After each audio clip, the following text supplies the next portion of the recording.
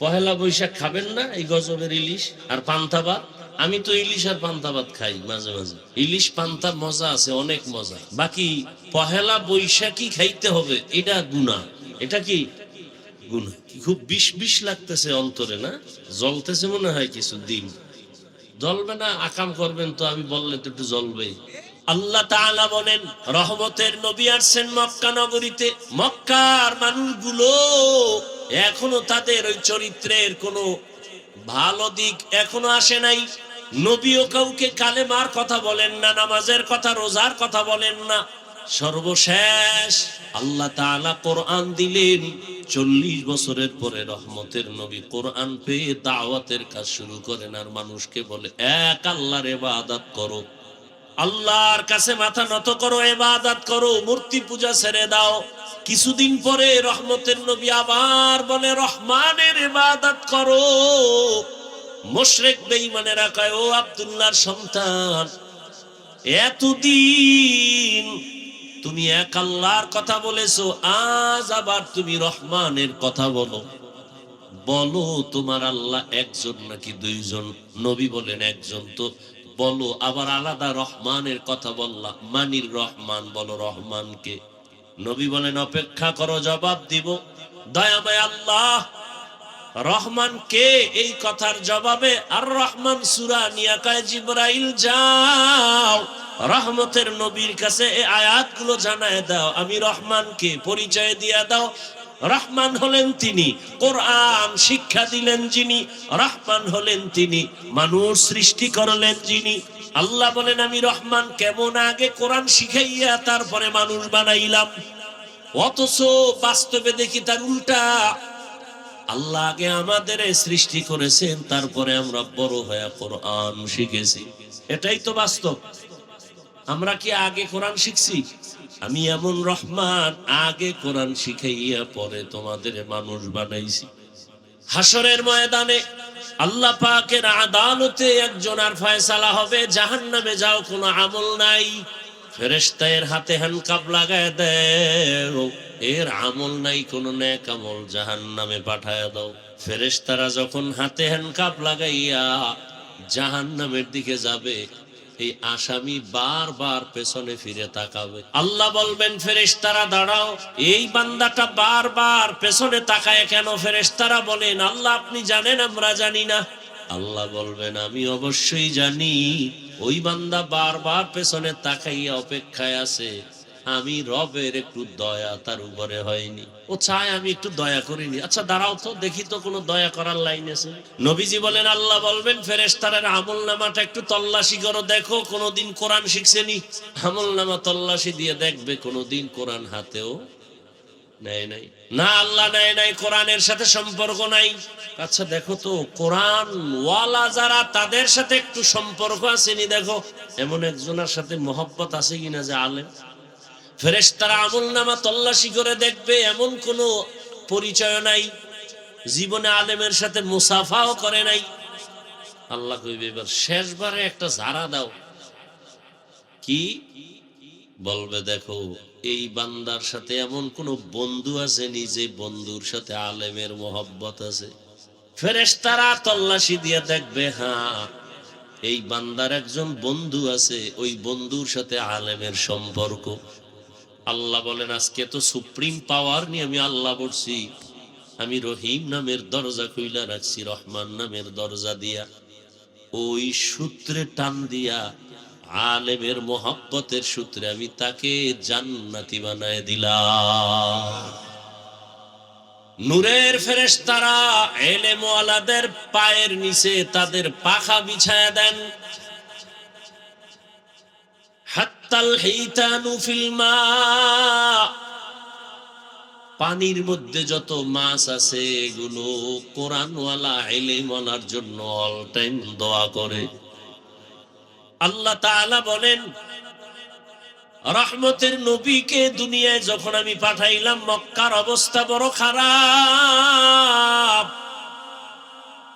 এতটা করুণ ওই মক্কার মানুষের চরিত্র এত খারাপ, কন্যা সন্তান পছন্দ করে না। কন্যা হলে বাবা, পাগল।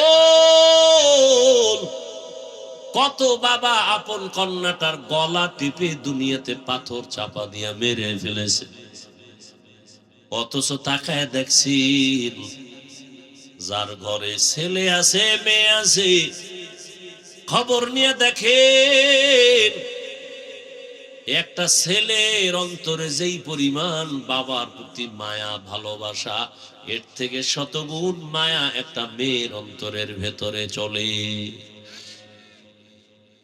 মা বাবা অসুস্থ হয়ে গেলে ছেলে বলে সুস্থ হয়ে যাবে, আর মেয়েটা যদি শ্বশুর বাড়ি থাকে পাগলের মতো কান্না করে, আমার আব্বার কি হালাত,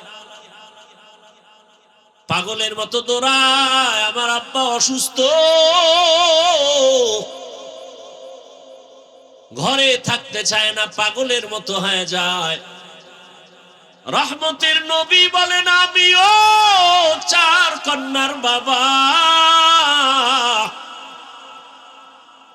আমার কন্যার কথা যখন মনে পড়ে সহ্য করতে পারি না। আমার কনিষ্ঠ কন্যা ফাতেমা, নবী কোথাও যদি যাইতেন সর্বশেষ ফাতেমার থেকে বিদায় নিয়ে যাইতেন, আবার দাওয়াতের কাজ শেষ করে যখন রহমতের নবী বাসায় ঢুকতেন, সবার আগে ফাতেমার ঘর দিয়া তারপরে নবী বাসায় যেতেন।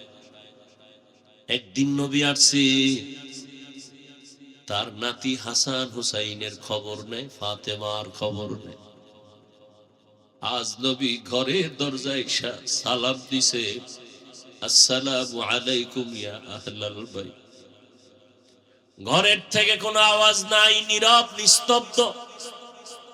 ও পর্দার আড়ালের মা বোনেরা ভালো করে শুনেন, রহমতের নবী ফাতেমার বাড়ির দরওয়াজায় দাঁড়িয়ে সালাম দিতেছেন, কোনো জবাব নাই। আবার আওয়াজ দিলেন, আসসালামু আলাইকুম ইয়া আহলাল বাইত। ও ঘরওয়ালা, দরজা খোল। এখনো কোনো আওয়াজ নাই। মায়ার নবী আবার পেরেশান হয়ে গেলেন, নাকি আমার নাতিও মারা গেল, না আমার ফাতেমাও মারা গেল। আবার আওয়াজ দিলেন, আসসালামু আলাইকুম ইয়া আহলাল বাইত। ঘর থেকে আওয়াজ আসতেছে ফাতেমার কচি কণ্ঠ। রহমতের নবী, ঘরের মধ্যে চুপচাপ বসে আছি, দয়া করে আজ দেখা দিয়েন না, আপনার সামনে দাঁড়াবার মতো কোনো কাপড় আমার নাই। রহমতের নবী কান্না করেন। রহমতের নবী একটা চাদর দিয়ে কয়, মা চাদর পরে আসো। দরজা খুলে দেখ, সামনে মাটির উপরে ফ্লোরে নাতি হাসান একদিকে ঘুমায়, হোসাইন একদিকে ঘুমায়। নানার কণ্ঠের আওয়াজ পাইয়া হাসান হুসাইন লাভ দিয়ে উঠে নানার গলা জড়ায় কাঁদে আর কয়, ও নানা, আম্মুর বিচার করো, আমাদের আজ খানা দেয় নাই, আমরা না খেয়ে কান্না করে করে মাটির মধ্যে পড়ে গেলাম। ফাতেমাও কাঁদে, হাসান কান্দে, নবীও কান্না করে। এমন করুন হালাত। ফাতেমা রাদিয়াল্লাহু আনহা বলেন, রহমতের নবী, ঘরের চুলা নাই, আমার সন্তান আপনার নাতি হাসান হুসাইন কাঁদতেছে, কি দিব? পাতিলার মধ্যে পাত্রে পানি গরম করে সান্ত্বনা দিয়েছি, একটু অপেক্ষা কর, খানা রেডি হবে তারপরে খাবি। ওরা কান্না করতে করতে মাটির মধ্যে ঘুমিয়ে পড়েছে। রহমতের নবী কান্না করে, নবী খেজুর বের করে দিলে, নেও খেজুর, আমি খাই, তোমরাও খাও। রহমতের নবীর বরকতি হাত মুবারকের খেজুর খেয়ে 3 দিন 4 দিনের ক্ষুধা জাগায় নিবারণ হয়ে গেল।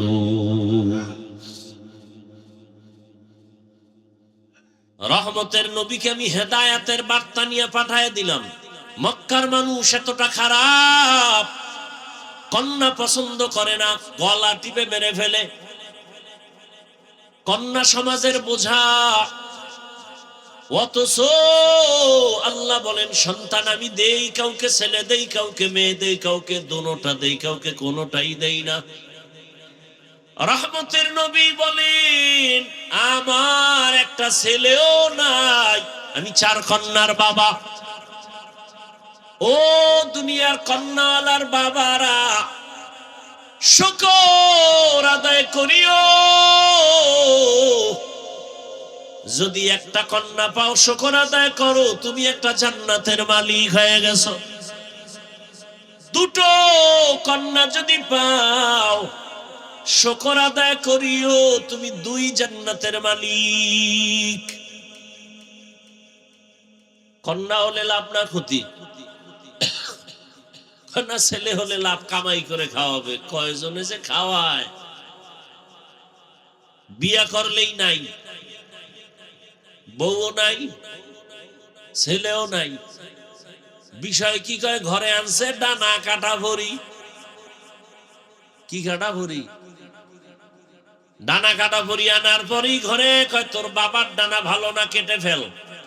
তোর মায়ের ডানাও খারাপ, চল। কই যামু? কয় যশোর শহরে ফেলার ভাড়া ল। তোর মা বাবার ডানা ভালো না। কিছুদিন ওখানে ঘুরে ফিরা, এবার স্বামীরটা খাইয়া চুষে চুষে কয় এবার তোর ডানাও খারাপ, হিজরত করে গেলাম। আছে না নাই? ডানা কাটা ভুরি, এটার ব্যাখ্যা কি আমি বুঝি না। আল্লাহ হেদায়েত দান করুন। সন্তান দেয়ার মালিক কে? ছেলেকে দেন, মেয়েকে দেন, দোনোটাকে দেন। কোনোটাও দেন না, ক্ষমতা কার? আর আপনি স্লোগান দেন ছেলে হোক মেয়ে হোক, 2টোর বেশি নয়, একটা হলে আরো ভালো হয়, না হইলে আরো ভালো। আহা, কপাল পুড়েছে আমার।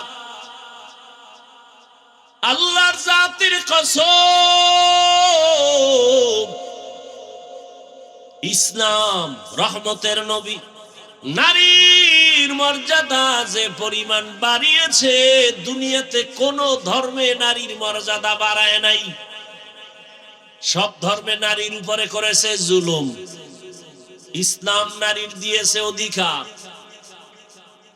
নারীর সম্মান। এটা না বুঝার কারণে আমগো কিছু মারা রাস্তায় নেমে বলে আমগো অধিকার আদায় করতে চাই। কেমনে? কয় পুরুষ মাটি কাটবে, আমরাও কাটবো। অধিকার আদায় করো। আল্লাহ হেদায়েত দান করুন। একটা সন্তান, কন্যা সন্তান, বাবার ঔরসে থাকবে সম্মান, বাবা তার রক্ষণাবেক্ষণ করবে। মেয়েটা বিয়া দেওয়া পর্যন্ত কোনো চাপ দেওয়া যাবে না, কষ্ট দেয়া যাবে না। স্বামীর ঘরে যাবে, স্বামী তার লালন পালনের ভরণ পোষণের দায়িত্ব নিবে। স্ত্রী কোথাও কষ্টের কাজ করবে না। আবার যখন বৃদ্ধা হয়ে যাবে, সন্তান মায়ের খেদমত করবে। আল্লাহর ইবাদতের পরে মায়ের খেদমত। ওয়া কাযা রাব্বুকা আল্লা তা'বুদু ইল্লা ইয়াহু ওয়া বিল ওয়ালিদাইনি ইহসানা। আল্লাহর ইবাদতের পরে মা বাবার সাথে ইহসান করো হে সন্তান। ধমক দিয়ে মা বাবার সাথে কথা বলবা না, এমন কোন আচরণ করবা না যে মা কষ্ট পেয়ে বলবে আহ বা উহ। আল্লাহ হেদায়েত দান করুন। এরে আমার কলিজার যুবক, মা বাবার দোয়া ছাড়া কসম আল্লাহর জীবন সফল কারো হবে না। তুমি জানো না ওই মা কত রাত ঘুমাতে পারে নাই, তোমাকে আমাকে ঘুম পাড়াইতে গিয়া নিজে ঘুমায় নাই। কি কষ্ট জীবনে মাকে দিয়েছো। মা বাবা শীতের দিন কষ্ট করেছে, তুমি জানো না। কত বাবা ছিল গরিব, মনে চাই ইলিশ মাছ দিয়া খানা খাবে, টাকার অভাবে মাছ কিনতে পারে নাই। মা ফল খাবে, টাকা নাই, কিনতে পারে না। আজ টাকাওয়ালা সন্তান, তোমার ঘরের ফ্রিজে কত মাছ কত ফল, কিন্তু কি লাভ হবে? যারা আফসুস করেছে তারা সাদা কাপড়ের প্যাকেট হয়ে আছে। চাইলেও আর খাওয়াইতে পারবা? ওই মা বাবা যার বেঁচে আছে, এই রত্ন হারাইও না রে যুবক। ওই মা বাবার থেকে দোয়া নাও, কপাল খুলে যাবে। জাকির নায়ক একজন ডাক্তার, আর আমার দেশের তাসলিমা নাসরিনও একজন ডাক্তার। গোটা দুনিয়ার মানুষ জাকির নায়কের জন্য পাগল। টাকার গরমে, ক্ষমতার গরমে। আর তাসলিমা নাসরিনের জন্য মানুষ ধিক্কার জানায়। ও মইরা গেল, ওর লাশটা বাংলাদেশে আসবে না। ভাইরা আমার, মক্কা নগরীতে আসছেন আমার রহমতের নবী। কেমন অবস্থা যখন মক্কার মানুষ ছিল চরিত্রহীন, লম্পট, এতটাই খারাপ। নারী পুরুষ একসাথে উলঙ্গ হয়ে বাইতুল্লাহ তাওয়াফ করে। কি বলবেন সুবহানাল্লাহ? এটা আবার ধাক্কা দিতে হবে না? কি শুনলেন জীবন বড় ওয়াজ।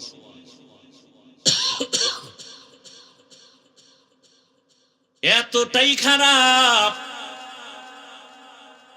ঘরে কোনো কন্যা সন্তান হলেই বাবার মাথা গরমের গলা টিপে মেরে ফেলে। নারী সমাজের বোঝা, নারী দেখতে পছন্দ লাগে না। কন্যা হলেই বাবার মাথা নত হয়ে যায়।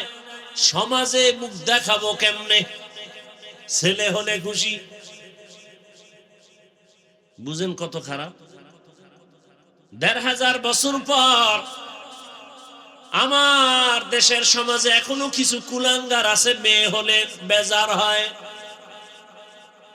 আসেনি? বউয়ের সাথে রাগ করে কথা বলে না। এই ফেতনির ঘরের ফেতনি সব মেয়ে দাও কেন? সন্তান কি বউ দেয়? কে দেয়? কেমন তার সেরা বোকা। সন্তান দেয়ার মালিক কে? না শাহজালাল? লিল্লাহি মুলকুস সামাওয়াতি ওয়াল আরদ ইয়াখলুকু মা ইয়াশাউ ইনাসাও ওয়া ইয়াহাবু লিমান ইয়াশাউ যুকুর আও ইউযাওবিজুহুম যুকরানা ওয়া ইনাসা ويجعل من يشاء عقيما إنه عليم قدير।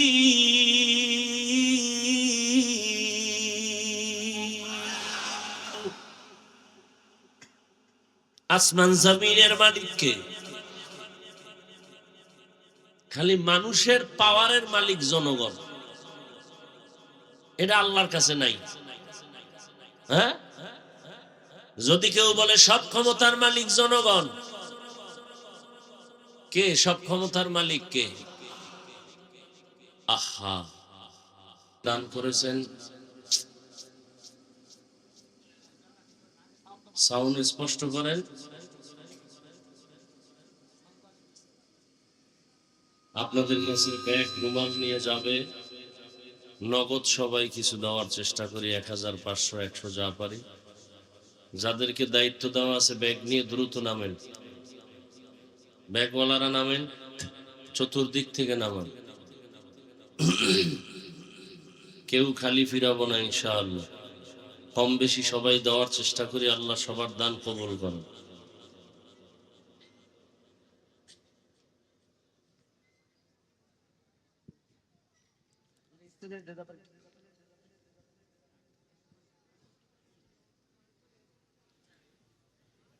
চতুর্দিক থেকে হাঁটেন, দ্রুত হাঁটেন। রিভাব দাও, রিভাব, ইকো যেন না হয়।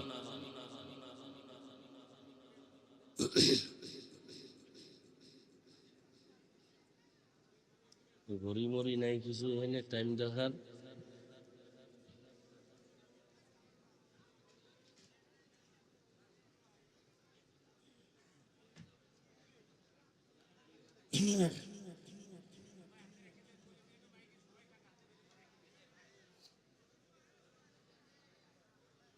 আওয়াজ না করি, ধৈর্যের সাথে সবাই বসি, কথা না বলি, সবাই দ্রুত দিয়ে দেই। আল্লাহ সবার দান কবুল করেন। দানের বরকতে, হায়াতে, ইজ্জতে, রিজিকে বরকত বাড়ায় দেন। ইকো হয় কেন? সাউন্ডটা স্পষ্ট হয় না।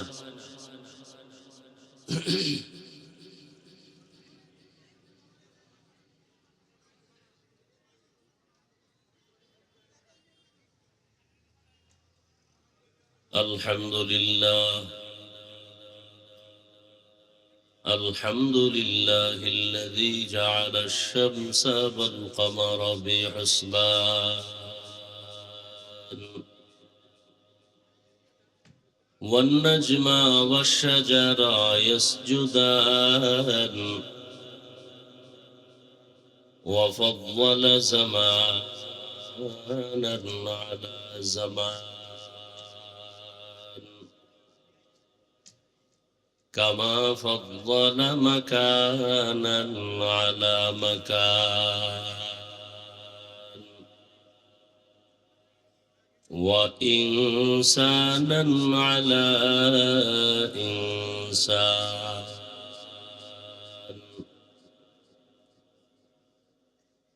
ونشهد أن لا إله إلا الله وحده لا شريك له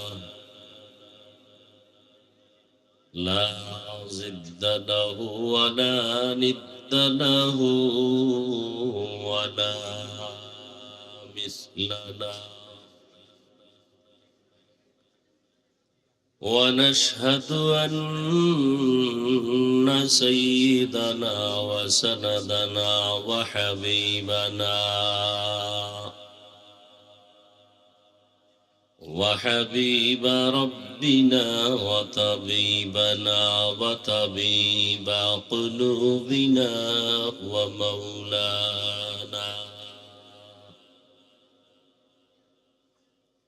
ومولانا محمدا عبده ورسوله اللهم صل على محمد وعلى آل محمد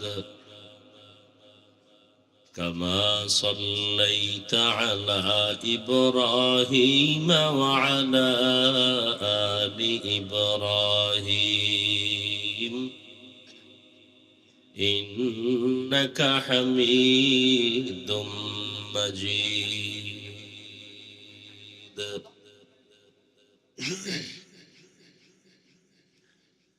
اللهم بارك على محمد وعلى آل محمد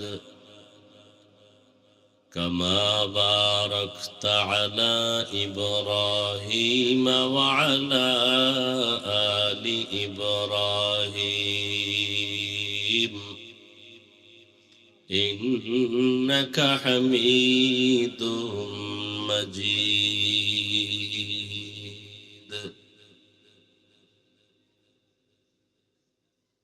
وبعد فأعوذ بالله من الشيطان الرجيم بسم الله الرحمن الرحيم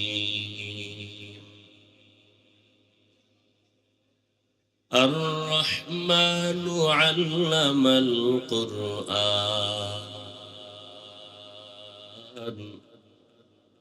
খালাকাল ইনসানা আল্লামাহুল বায়ান।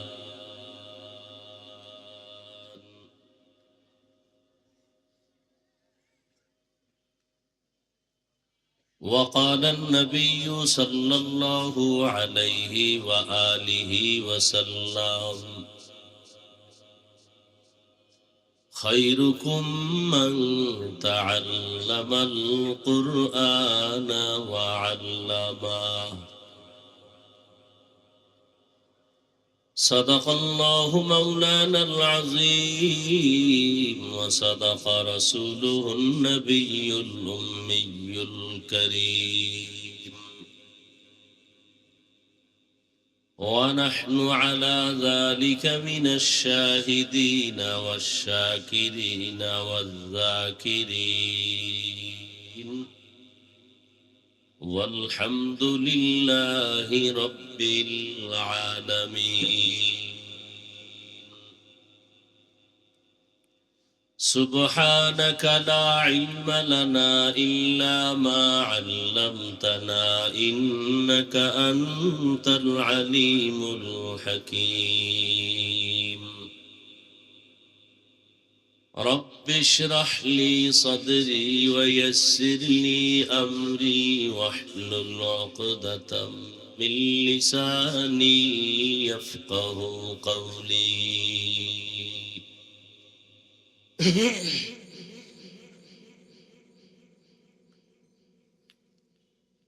सूरज ने दिया अपनी शुआओं को ये पैगाम, सूरज ने दिया अपनी शुआओं को ये पैगाम। दुनिया है अजब चीज, कभी सुबह कभी शाम। दुनिया है अजब चीज, कभी सुबह कभी शाम। दुनिया में हो दुनिया का तलबगार नहीं हो, दुनिया में हो दुनिया का तलबगार नहीं हो। बाजार से गुजर हो खरीदार नहीं हो, बाजार से गुजर हो खरीदार नहीं हो। मकबूल है शाज़ है काबिल तू बहुत है, अरे ना के मानिंदे तू नहीं दिल तू बहुत है, अरे ना के मानिंदे तू नहीं दिल तू बहुत है।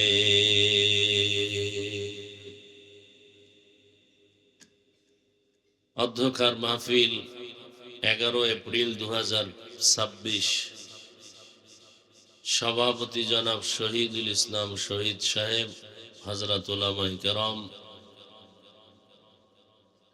বিভিন্ন জায়গা থেকে আগত আল্লাহ পাকের আশিকিন, জাকিরিন, শাকিরিন, মুহিব্বিন, মুরব্বিয়ান আযম,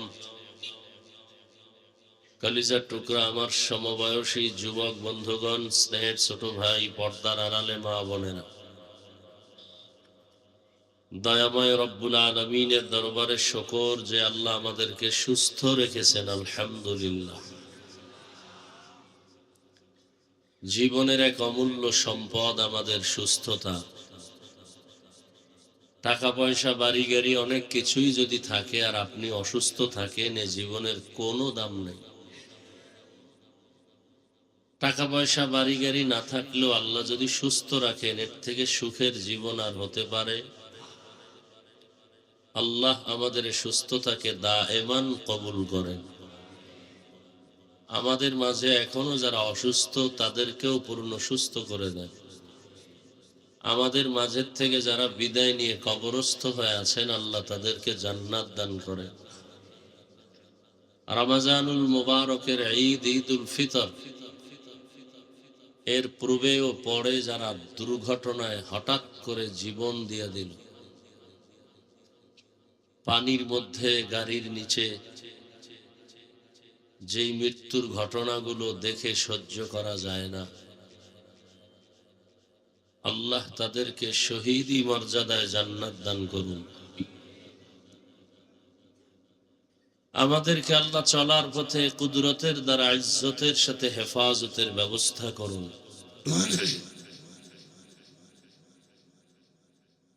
উলামায়ে হযরত আলোচনা করেছেন, আপনারা ধৈর্যের সাথে শুনছেন।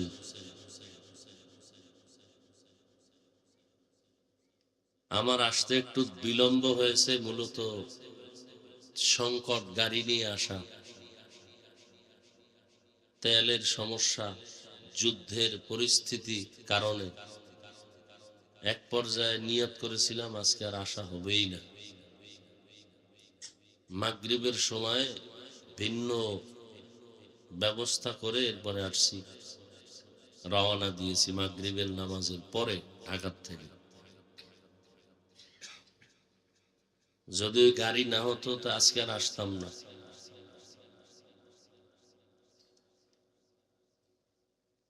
সব জায়গায় সংকট।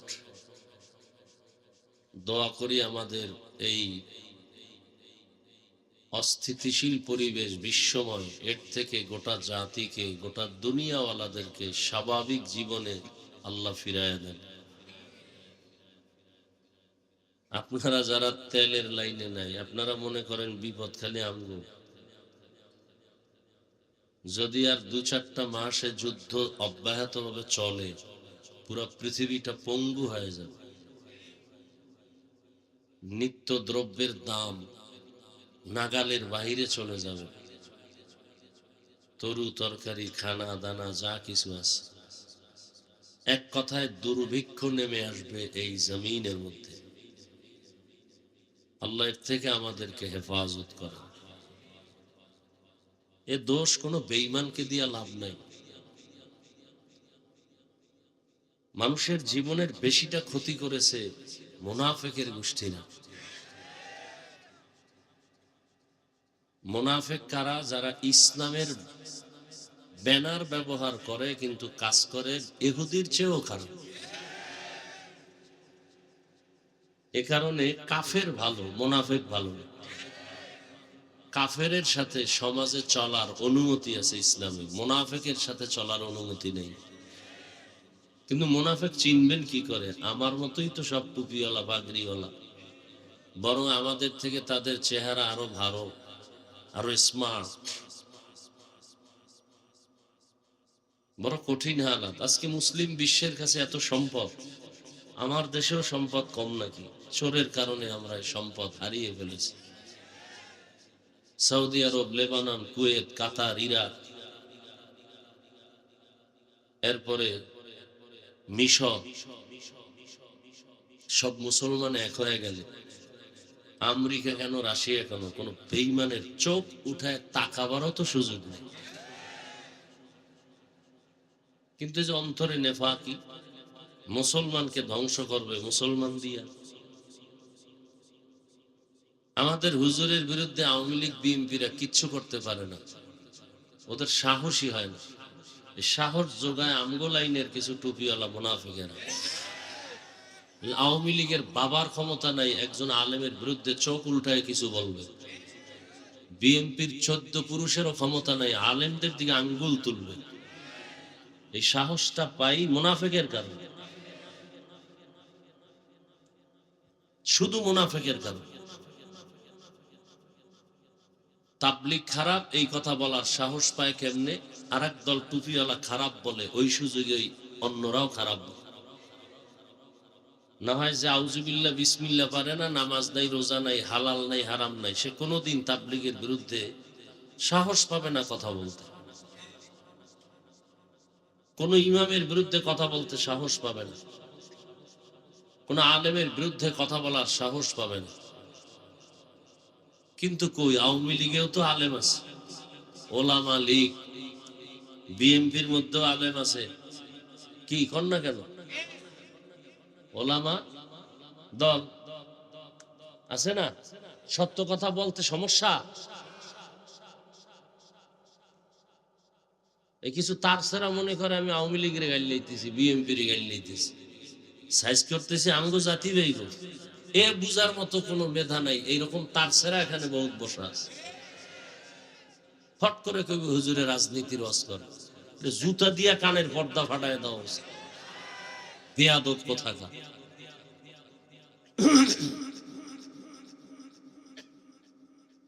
আওয়ামী লীগ করে এরকম আলেম নাই, বিএনপির মধ্যে আলেম নাই। এরা কি ইসলামের জন্য ওই দল করে না ক্ষমতার টাকার জন্য? এজন্য ১৫০০ বছর আগে রসুল বলে গেছেন, আলেম দেখলেই দৌড় দিও না। খবরদার, আলেম দুই ধরনের। দুনিয়াতে সব থেকে ভালো হবে একদল আলেম, আর সব থেকে খারাপ হবে একদল আলেম। আমাদের লাইনে খারাপ বক্তা নাই, নামাজও পড়ে না, বয়ান করে তাকওয়া। গাড়ি তুইটে টুপি খুইলা মোবাইলে ফেসবুকে মেয়ারাজ করে, জিয়ারত করে। নাই হাদিয়া না পাইলে লাইভ দেয়, আছে না নাই? এই আমার সাথে বেদবি করছে, আপনারা কোথায় আছেন দেখেন, নাইলে কমিটি সব রাতের ঘুমে মরে যাবে। লাইভ দেয়। আর আমি লাইভ কি জিনিস বুঝি না। এই যে মোবাইলে বই আছে সব ফেরেশতা। কোন বাফের বেটা থাকলে দাঁড়ায় বলেন তো, হাফিজ ভাই টাচ মোবাইল চালাই আমি, কিন্তু কোনো গুনাহ হয় না, হাতের, চোখের, কানের, জবানের, অন্তরের। আপনার কপালে চুমা খাবো বলেন তো? এবার বুঝেন তাহলে আপনাদের চরিত্র বেশি সুবিধা না। যারা টাচ মোবাইল চালায় এদের চরিত্র বেশি। সত্য কথা বলতে টেনশন করেন? যদি থাকে দাঁড়ান, আমি স্টেজ থেকে নিচে এসে আপনার কপালে চুমা খাবো, যে আপনি টাচ মোবাইল চালান কিন্তু গুনাহ করেন না। কত চরিত্রহীন আছে, টাচ মোবাইলের মধ্যে লক নাম্বার দিয়ে রাখছে, বউকে জানায় না। এই স্বামী নিঃসন্দেহে চরিত্রহীন, নিঃসন্দেহে চরিত্রহীন। ওর চরিত্র ভালো না। না হয় ওর মোবাইলের পাসওয়ার্ড বউ জানবে না কেন? কথা বলেন না কেন? ওটা কুলাঙ্গার, স্বামী নামের কলঙ্ক, চরিত্রহীন।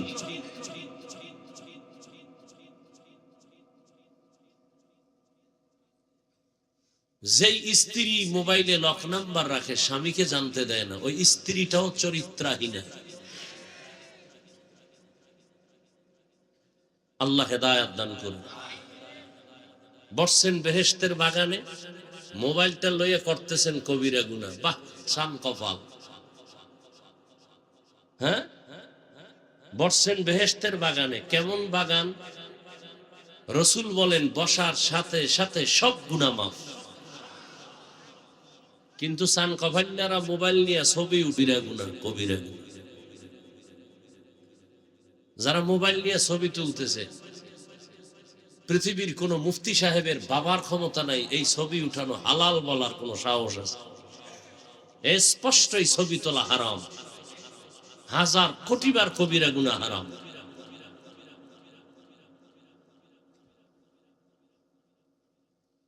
আল্লাহ হেদায়েত দান করুন। কিছু চালাক আছে, চালাক, অতি চালাক, শুধু চালাক না। কি চালাক? চালাক ভালো, অতি চালাক। অতি চালাকের আরেক নাম বেয়াদব। চালাক ভালো, কি ভালো না?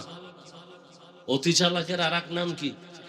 বেয়াদব। এরা বলবে হাফিজ ভাই এত জোরে ফতুয়া দিলেন, এই যে এতগুলো ক্যামেরা বয়ে রয়েছে, এগো কিছু কর না। ও মনে করছে আমি বলদ, আমি এই প্রশ্নের উত্তর না যাই না বয়ানে বসছি। আল্লাহ হেদায়েত দান করুন। সংসার ধ্বংস হয়ে গেল এই মোবাইল। সন্তান মা বাবাকে জবাই করে, পেছনে কাজ করে মোবাইল। মা বাবা সন্তানকে হত্যা করে, ভাই ভাইকে জবাই করে, সহযোগিতায় কাজ করে কি? মোবাইল। ছাত্রদের লেখাপড়া ধ্বংস, কি কারণে? মোবাইল। চরিত্র শেষ, শারীরিক দুর্বলতা দিন দিন, হার্ট দুর্বল, চোখের পাওয়ার দুর্বল, কিডনি দুর্বল, কিসের কারণে? অথচ ডাক্তার দেখায় আমার কিডনি যেন নষ্ট না হয়, চোখ যেন নষ্ট না হয়, অথচ অনায়াসে আমাদের পুরো বডি নষ্ট হয়ে যাইতেছে। কিসের কারণে? এই খবরও নাই, অনেকে বিশ্বাসও করে না। কি বলেন আপনি? আমি হুজুর হয়ে বলছি তো, এই জন্য কানে ঢুকে না। গুগলে সার্চ দাও যুবকেরা, বাসায় গিয়ে টাচ মোবাইল দেখলে শরীরের অঙ্গের কি কি ক্ষতি হয় সব বেরিয়ে আসবে। চিকিৎসা বিজ্ঞানী সব ওপেন থিওরি দিয়ে রাখছে যে কি কি অঙ্গের ক্ষতি হয়, চোখের কি ক্ষতি হয়, কানের কি ক্ষতি হয়, ব্রেনের কি ক্ষতি হয়। এই যে মোবাইল মাথার পাশে রাখে রাত্রে অনেকে ঘুমায়, মোবাইল ব্রাস্ট হয়ে যায়, মোবাইল ব্রাস্ট হয়ে আগুন লেগে মাথা নষ্ট। কারণ এটার মধ্যে একটা ম্যাগনেট আছে। এই যে বাড়ির ছাদের উপরে টাওয়ার লাগায় মোবাইলে, আছে না নাই? দেখবেন যত ঠাড়া পড়ে বিজলি সব ওই টাওয়ারে টানে। 3 কিলোমিটার যত বিজলি হবে সব টাওয়ারে টানবে, এবং এই টাওয়ারের আশেপাশে যারা থাকবে ওদের ব্রেন নষ্ট হবে, দিন দিন ঘাটতি হবে, ব্রেন পারবে না। এটা আমার আব্বার কথা, এতো চিকিৎসা বিজ্ঞানীদের থিওরি। যত আধুনিকতা তত মরণ ফাঁক। ফ্রিজ আসছে, খাওয়ার ভিটামিন গজবে লাগছে। ফ্রিজ আসছে, খানার ভিটামিন কি হয়ে গেছে? কথা বলেন না কেন? এটি লেখেন। ফ্রিজের যত ভাত আছে, ভাত ফ্রিজে রেখে যদি আপনি খান, 100 না ওভার 100 চ্যালেঞ্জ, আপনার কোনোদিন ডায়াবেটিস হবে না। এই ভাতে ওজন বাড়তে পারে কিন্তু ডায়াবেটিস হবে না। এবার বুঝেন যে ফ্রিজ কি পরিমাণ ভিটামিন আপনাকে সাপ্লাই দিতেছে। ফ্রিজে ভাত রাখবেন, এটা যদি আপনি গরম করে খান বা ঠান্ডা খান, পেটও ভরবে কিন্তু কোনো ডায়াবেটিস হবে? আসতে বলেন বলেন, কত পার্সেন্ট বললাম? ওভার 100 বলছি। শরীরে ওজন বাড়বে সেটা ভিন্ন বিষয়। খাইবেন আর বাথরুম বোঝাই করবেন, কাম করবেন না, তো ওজন বাড়বেই। রাইস কুকারে কারেন্টে ভাত রান্ধে, ভাত আছে না, ভিটামিনের গোষ্ঠীও নেই। মাছ, ইলিশ মাছ কত মজা, 1 মাস ফ্রিজে রাখেন না, কি মজা পান। আর এমনি তো আল্লাহর কুদরতে ইলিশের মজা নাই, আগের সেই ইলিশের ঘেরানো নাই, তেলও নাই। কি আছে? সব ইন্ডিয়ানরা লয়ে গেছে।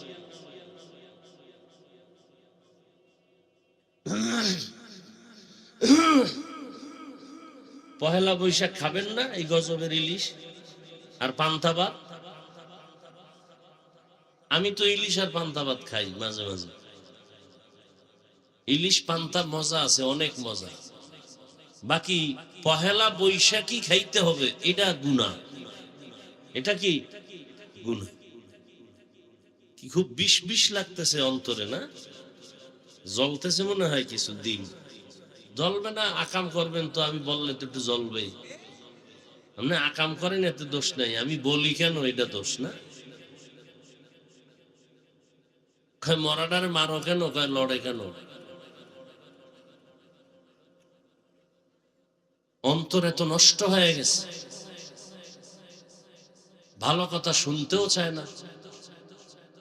চোখের চশমার আয়না কালো, এসে প্যান্ডেলে কয় বাতি কালো কেন? কেয়ামত আসলো নাকি? বলে তোর চোখের উপরে কেয়ামত আসছে, মাঠে আসেনি। সমস্যা বাতির না চোখের? চোখে।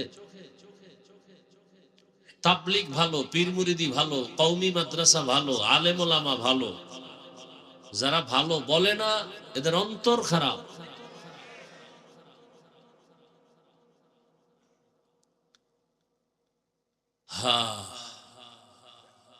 কোরআনে হাকিমের সূরাতুর রহমানের শুরু থেকে 2-3 টুকরা আয়াত আমি আপনাদের সামনে পড়েছি। সংক্ষেপ সময় আমি আয়াত এবং রাসূলের একটি হাদিসও পড়েছি। তরজমাটা বলে কিছু ব্যাখ্যা আপনাদেরকে শোনাবো, যদি আপনাদের ধৈর্য থাকে। উঠা বসা করলে আমি আস্তে মোনাজাত দিয়ে নেমে যাই, কারণ জোর করে বয়ান শোনাবার জন্য আল্লাহ আমাদেরকে পাঠায় নাই। লা ইকরাহা ফিদ্দীন, জোর করে কাউকে নামাজি বানানো যাবে না, বানাইলে সওয়াব হবে না। জোর করে কাউকে কালেমার রশি গলায় দেয়া যাবে না, দিলেও কোনো সওয়াব।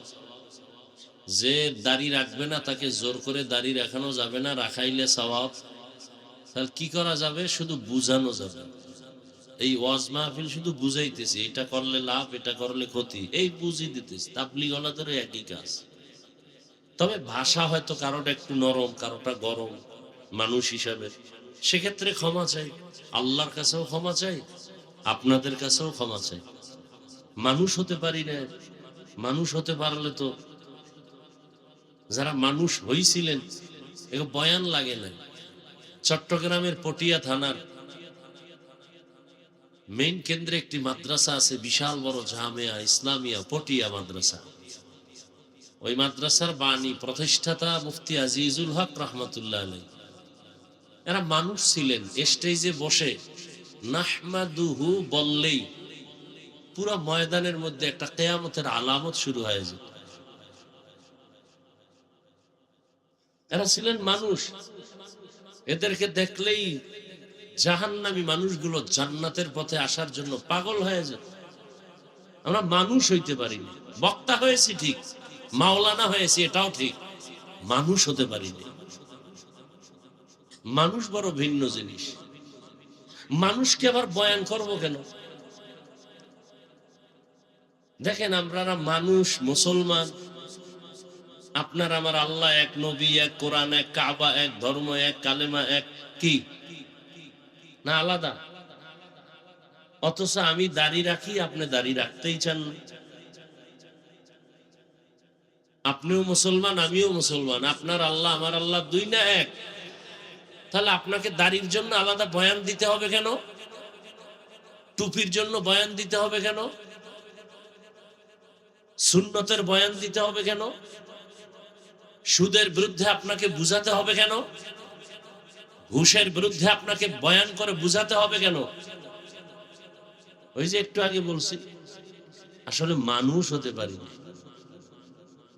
যেই বয়ান আলেম ওলামারা, তাবলীগওয়ালারা, পীর সাহেবরা জুমার বয়ানে যেই পরিমাণ আপনাদের বয়ান করে, এর 1000 ভাগের 1 ভাগ বয়ান খালি হিন্দুদের করলে ওরা সব মদিনার আশেক হয়ে যেত। আর আপনি বয়ান শোনার পরে বিড়ি মোনাজাত দিয়ে গেছে, বিড়ি টানতে টানতে যাইতেছে। এরম আছে না? নিমক হারাম। কি বয়ান শুনলো? মোনাজাত দেওয়ার পরেই বিড়িতে, মোনাজাতে বোধহয় বিড়ি চাইছে। সুদের টাকায় ব্যবসা, বাহাদুরি ভাব, খায় হারাম, করে মায়ের আপন গর্ভধারিণী মায়ের সাথে জিনার গুনাহ, বাহাদুরি করে। যারা সুদের সাথে জড়িত 24 ঘন্টা কার সাথে জিনার গুনাহ করে? গর্ভধারিণী আপন মায়ের সাথে জিনার গুনাহ। এই কথা বললে সুদখোরের মনে শান্তি না কষ্ট? কিছু কিছু তার সেরারা মনে করবে, হুজুরে আমারে চিনলো কেমনে, যে বৈশাই যে আমারে ধরলো। চিন্তা করছে সুদ খাওয়া হালাল না হারাম? যারা সুদের সাথে জড়িত এদের নামাজ কবুল হবে না, রোজা কবুল হবে না, হজ কবুল হবে না, তেলাওয়াত কবুল হবে না, মাদ্রাসা করলে সওয়াব হবে না, মসজিদে দান করলে সওয়াব হবে না, মোনাজাত দিলে কবুল হবে না। আরো শুনবেন, তওবা না করে মরলে চিরস্থায়ী জাহান্নামী। কয়দিনের জন্য জাহান্নাম? হ্যাঁ, এটি লিখে রাখেন। এটি কেউ বলবে না, বলার সাহস নাই, বলতেও পারবে না, কারণ শিয়ালের হাতে মুরগি আমানত। আমি বলে গেলাম, আমি চিন্তা করছি একদিন আর সে জীবনে না আইলাম, আইসি যেহেতু জনমের মতো বলে যাই। কিন্তু মসজিদে আগামী জুমায় যদি এই বয়ান চলে, সূর্য ডুবার পরেই নোটিশ আসবে, ইমাম সাহেব 1 মাসের ছুটি। বলবে কেন? বলবে শিয়ালের হাতে মুরগি দিলে যা হয়, মসজিদ মাদ্রাসার চাবি সুদখোরের হাতে দিলে তাই হয়।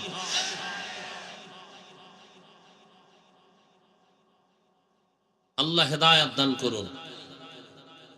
সুদখোরের মতো নিকৃষ্ট মানুষ দুনিয়াতে নাই। কয়েকটা সুদখোরের নাম লেখা ধান খেতে রাখলে ওই ধান খেতে আর পোকা আসে না। এবার বুঝেন ওরা কেমন দামি।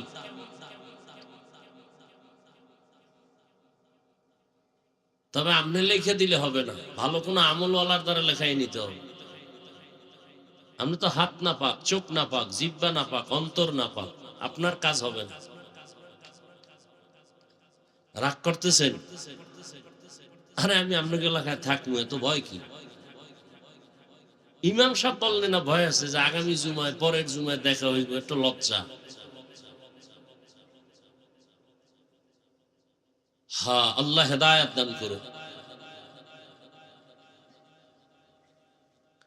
আয়াত হাদিসের তরজমাটা বলে নেই। আর রহমান আল্লামাল কুরআন খালাকাল ইনসান আল্লামাহুল বায়ান। কি আপনাদের এই আয়াতগুলো মোটামুটি জানা আছে না?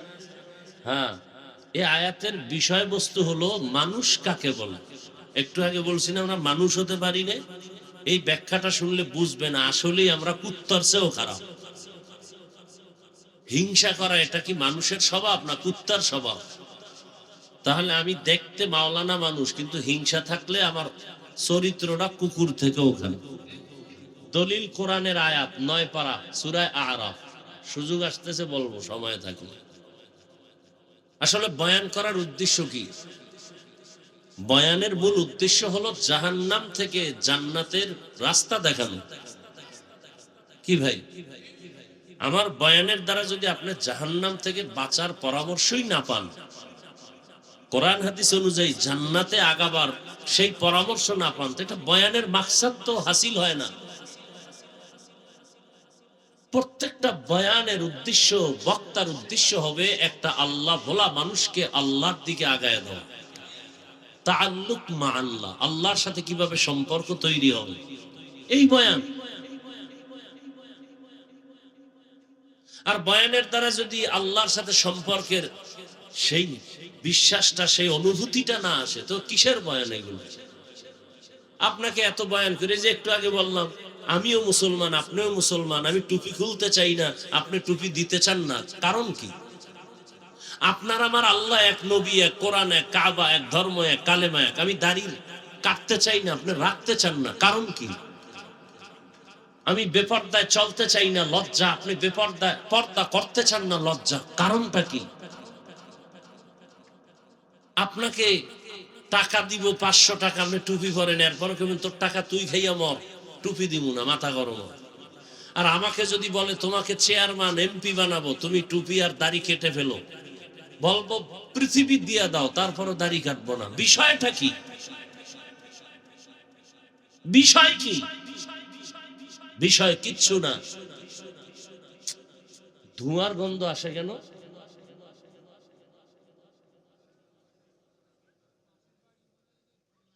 হ্যাঁ, প্রচন্ড ধোঁয়ার আসতেছে গন্ধ। বিড়ির গন্ধ না, ধোঁয়া, ধোঁয়া, ধোঁয়া। এটা কোথাও কিছু জ্বালাচ্ছে, মহা মুসিবত। আমাদের জন্য খুব ক্ষতিকর এই বিষয়গুলো।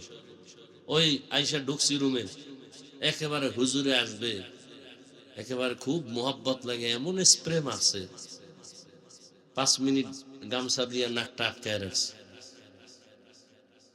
আবেগ, কঠিন ধোঁয়ার গন্ধ আসতেছে, অসহ্যকর অবস্থা, কঠিন অবস্থা, শ্বাস বন্ধ হয়ে যাওয়ার অবস্থা। এরা চিন্তা করে যে হুজুরে আসছে যেহেতু একটু টের পেয়ে যাও, আমরা এই সিফার ভিতরে আছি।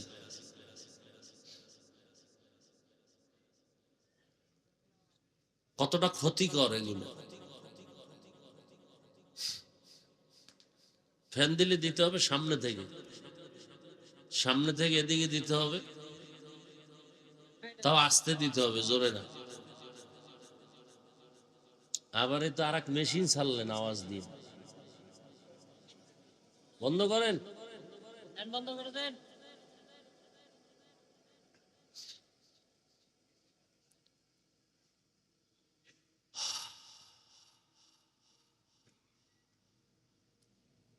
আল্লাহ বলেন আর রহমান, রহমান হলেন তিনি, আল্লামাল কুরআন, কোরআন শিক্ষা দিলেন যিনি।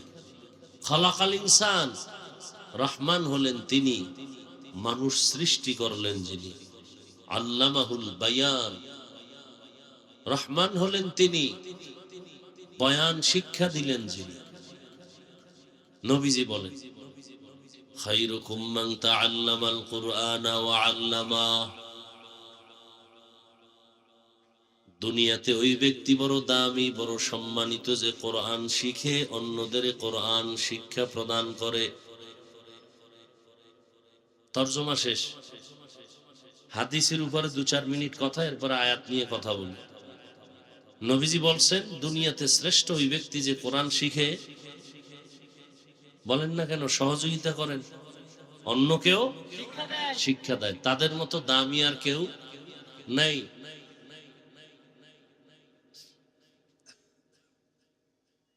এটার দ্বারা কি মাকসাদ, কি উদ্দেশ্য, কি খুব খেয়াল করুন। যেমন মাদ্রাসায় ওস্তাদ ছাত্রদেরকে ডাইরেক্ট পড়ায়, পড়ো আলিফ বা তা, এটা ডাইরেক্ট কোরআন শিখানো। এই ওস্তাদের যেমন মূল্য, ছাত্রের যেমন শ্রেষ্ঠত্বের মূল্য, ঠিক তেমনি ভাবে যারা কোরআনের ব্যাখ্যা শিখায়, যেমন এখানে কোরআন হাদিসের বয়ান হবে, আপনারা শিখবেন, আমরা 2-4টি কথা বলবো, এটাও ওই হাদিসের মিসদাক অনুযায়ী শ্রেষ্ঠ মজলিস। এ কারণে নবীজি কি বলছেন এই মজলিসটা সম্পর্কে? নবীজি বলেন যারা কোরআন ও হাদিসের মজলিসে বসবে আর উলামায়ে আহলে হকদের 2টি কথা কোরআন হাদিস থেকে শুনে 2-একটা মাসআলা মুখস্থ করবে, শিখবে, এক মাসআলার বরকতে 100 রাকাত নফল নামাজের সওয়াব পেয়ে যাবে। যদিও মজলিসে অনেকগুলো ইসলামের বিধিবিধান শিখতে পারে, নবীজি বলেন 1000 রাকাত নফল নামাজের সওয়াব পেয়ে যাবে।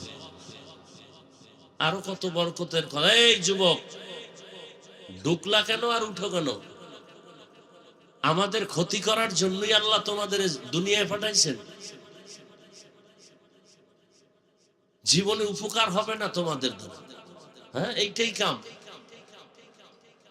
শুরু করতে পারলাম না, ব্যারাম শুরু হয়ে গেছে। তাতে বৃষ্টি হয় ভালো ছিল, তুফান টুফান হয়ে যায় তো ঘুমাইতাম বাসায়। মানুষের কোনো নেয়ামতের কোনো কদর নেই।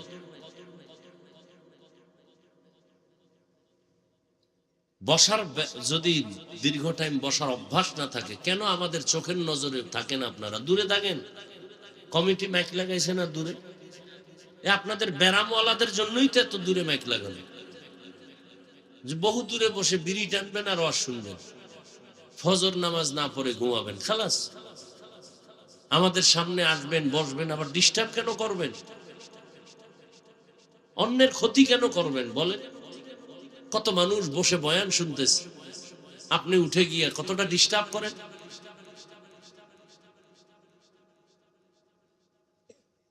শেষ দোয়া পর্যন্ত আল্লাহ মাহফিলকে কবুল করে। ঘর থেকে যখন বেরিয়েছে মানুষ, আপনারা দ্বীনের মজলিসে আসবেন, নবীজি কি বলছেন? প্রত্যেকের সাথে 70,000 রহমতের ফেরেশতাকে আল্লাহ কাফেলা বানিয়ে দিয়েছেন। কতক্ষণ তারা আছেন? ঘর পর্যন্ত পৌঁছা পর্যন্ত এরা কি করবেন? এরা শুধুই আপনাদের আমাদের জন্য আল্লাহর কাছে মাগফিরাত চাইবেন, আমাদের গুনাহ মাফ চাইবেন। শুধু কি তাই? এই যে একটা প্যান্ডেল এখানে জমিনে বসা, ঠিক এমন একটা মজলিস আরশে আজিমে আল্লাহ মিলায়া ফেরেশতাকে নিয়ে বসছে। সেখানে কি আলোচনা করতেছে? আমরা এখানে আলোচনা করি আল্লাহর গুণগান, ওখানে আলোচনা হচ্ছে আমাদের গুণগান। আল্লাহ বলতেছেন এই মানুষগুলো বসলো কেন? অনেক বড় হাদিস। কেন আসছে এরা? টাকা চায় কেন? বাড়ি না, গাড়ি না, কেন? আল্লাহ আপনাকে চায়, আর তা জান্নাত চায়, আর জাহান্নাম থেকে মুক্তি চায়। নবীজি বলেন আল্লাহ জিজ্ঞাসা করেন ফেরেশতারা আমাকে দেখছে না? যদি দেখতো আল্লাহ তো কলিজা ফেটে আপনার জন্য পাগল হয়ে মরে যাইত। আমার জান্নাত দেখছে? কয় না। যদি দেখতো? দেখলে তো পাগল হয় সারা জীবন জান্নাতের দিকে দৌড়াতো। জাহান্নাম দেখছে বলে না, যদি দেখতো জীবন দিয়া হলো ওই জাহান্নাম থেকে ভাগার চেষ্টা করত। আল্লাহ বলেন তোমরা যেহেতু সাক্ষী দিলা, এবার তোমরা সাক্ষী থাকো, আমি বলতেছি এরা এখানে আসা মাত্র আমি সবার জীবনের সব গুনাহ মাফ করে দিই। কয় কিছু লোক তো অশুনতে আসে না, তামাশা দেখতে আসছে। কেমন হুজুর? চেহারা দেখতে আসছে। কোন দলের হুজুর? টুপির সাইজ কি? এরকম আছে না কিছু? এগো কি করবেন? কয় এগো মাফ করে দিন। কেন? কয় চিটা যেমন ধানের দামে বিক্রি হয়ে যায়, ঠিক যারা এখানে আল্লাহর মহব্বতে আসছে এরা ধানের সমতুল্য, যারা আসছে শুধু তামাশা দেখতে এরা চিটার সমতুল্য। তো দুনিয়াতে যদি একটা কি বলে যেটার দাম নাই, একটা চিটা, এটার যদি মূল্য থাকে ধানের সাথে এটার বিক্রি হয়, কেউ বলে না যে চিটা আলাদা করো, ধানগুলো আমাকে দাও, বলে না। তাহলে দুনিয়ার মানুষ যদি এটাকে করতে পারে, তা আমি তো আরো দয়াময়। আর মানুষ তো আমিই বানাইছি, আমি কেন করব না? যারা আসছে আমাকে পাওয়ার জন্য আর আমার মজলিসের কাছে আসছে।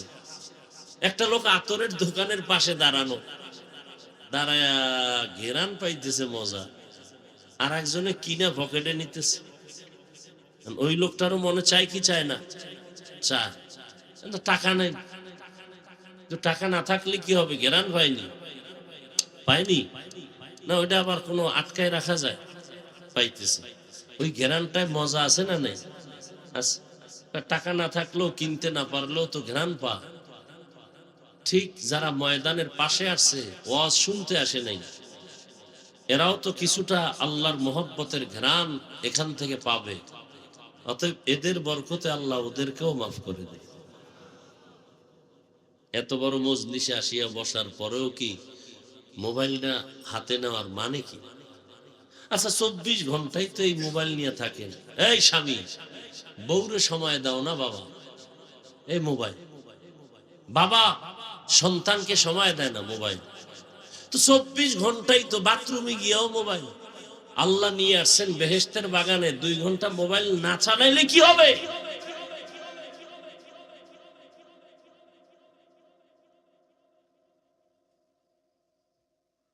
সবসময় তো মোবাইল নিয়ে থাকেন, মোবাইল হাতে না আনলে কি হবে? কি ক্ষতি হবে বলেন?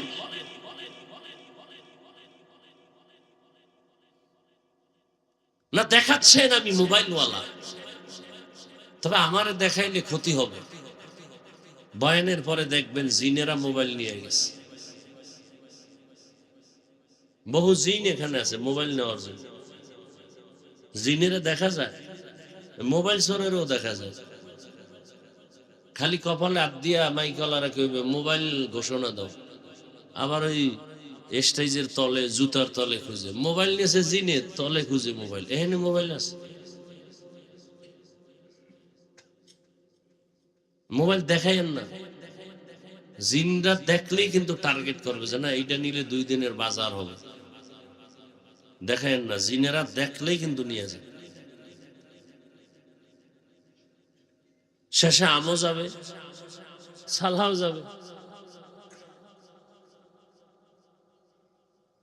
আল্লাহ, তাহলে এটা একটা শ্রেষ্ঠ মজলিস। কিসের কারণে? কোরআনের কারণে। কিসের কারণে? সোহবতে সালে তোরা সালে কুনাত, সোহবতে তালে তোরা তালে কুনাতে জামানা, সোহবতে বা আউলিয়া বেহতেরাজ সদ সালা তাআত বেরিয়া।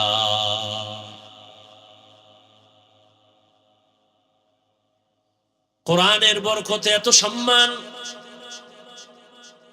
কোন একজন আহলে হক উলামায়ে কেরামের কেউ দামি কোন বুজুর্গ, তাহাজ্জুদওয়ালা কোন আলেম কোন এলাকা দিয়ে যদি হেঁটে যায়, কোরআনের বরকত ওই আলেমের কারণে ওই এলাকার কবরের আযাব আল্লাহ মাফ করে দেন। নবীজিরে আর দেখা যাবে না, আর নবী আসবেন না আমাদেরকে কালিমার দাওয়াত দেওয়ার জন্য। নবী বলেন আমার জায়গায় আমার একদল নিরেট বন্ধু থাকবে, তারা হবে উলামা। ইন্নাল উলামা ওয়ারাসাতুল আম্বিয়া। উলামায়ে কেরাম আম্বিয়ায়ে কেরামের ওয়ারিস। এদের দাম কত জানো? এরা যতটা কদম দেয় কদমে কদমে গুনাহ মাফ। সুবহানাল্লাহ। না নূরের ফেরেশতারা ইলম ওয়ালাদের পায়ের নিচে তাদের পাখা বিছায়া দেন। হাত্তাল হিতানু ফিল মা। পানির মধ্যে যত মাছ আছে এগুলো কোরআনওয়ালা ইলম ওয়ালার জন্য অল টাইম দোয়া করে। এলেমের বরকত এলমেরা এজাজ করদান বেহিসাব। খালকেরা দাদান জবাবে বা সওয়াব হক না দারদ। দোস্তে খালকা জারেরা নিস্তে ই খসলত একে দিনদারেরা। একজনে আলেম না, কোরআন হাদিস জানে, সে যদি সারা রাত দাঁড়ায় দাঁড়ায় যায় নামাজে নামাজ পড়ে, আর একজন আহলে হক আলেম বিছানায় এশার নামাজ পড়ে ঘুমায়, সাধারণ মানুষের নামাজের ইবাদতের চেয়ে আলেমের ঘুমের মূল্য আল্লাহর কাছে বেশি।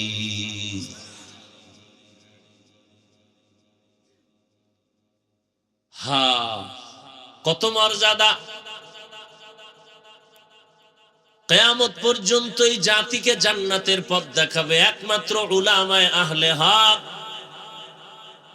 আর কোনদিনে জমিনে আবু বকর, ওমর, ওসমান, আলী আসবেন না। বড় বড় আউলিয়া আব্দুল কাদের জিলানী, খাজা মাইনুদ্দিন চিশতি আজমেরি, ইমাম গাজ্জালী আর আসবেন না। ইমাম আবু হানিফা আসবেন না। ফাকিহুন ওয়াহিদুন, কি হাদিসটা কি? আসাদ্দু ফাকিহুন ওয়াহিদুন, একজন ফকিহ কোরআন হাদিস রিসার্চ করে মাসআলা বের করেন। আসাদ্দু আলা শাইতানি মিন আলফি আবেদ। 1000 আবেদ। কয় হাজার আবেদ? বুঝেন তো, খালি ইবাদত করে কিন্তু এলেম নাই। 1000 আবেদের থেকেও একজন ফকিহ আল্লাহর কাছে দাম।